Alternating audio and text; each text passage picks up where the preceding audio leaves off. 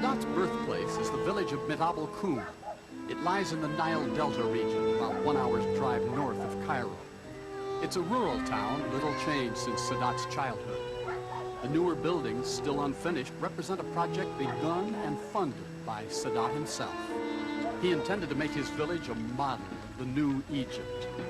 The task was not to be completed, and today the village remains the quiet, rural town it was in 1918 when he was born.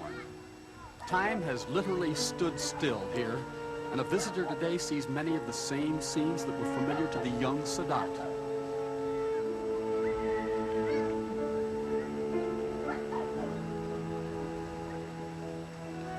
He was born in this house and brought up by his grandmother. The house has been modernized somewhat and is the only actual monument to his memory standing there. He spent the first 7 years of his life in the village, and it left its mark on him throughout his career. He always considered himself a peasant, a man of the common people. In later years, having ascended to national leadership, he often referred to the village as his link with the very heart of his people. More than anything else, Sadat saw himself as a man of the land, a child of the Nile. The village stands on the river which has for centuries been the lifeline of Egypt's impoverished farmers.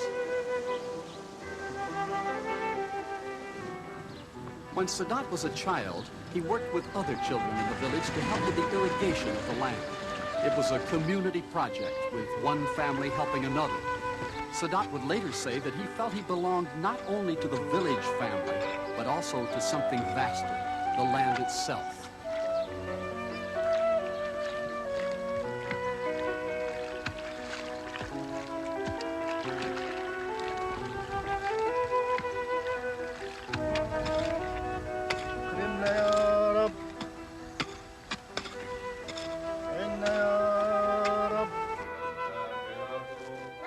School for Sadat in his childhood was this Quranic teaching school.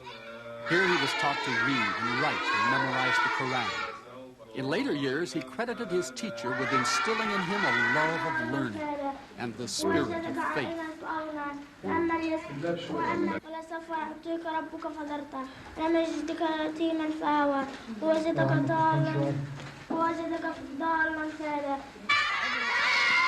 As eager as he was for learning, Sadat would later claim he was constantly fascinated by the life of the village itself. The sights and sounds of the town streets, the silences and simplicities of the rural countryside, all impressed him deeply. He confessed, even after years as president, that his sense of direction and purpose came from the living roots of his years close to the land in Mit Abu Kom.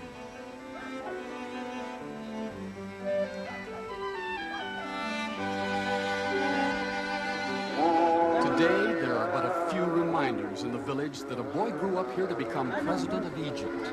But there's no doubt that the deep religious faith of its people inspired him to become the kind of leader that he was.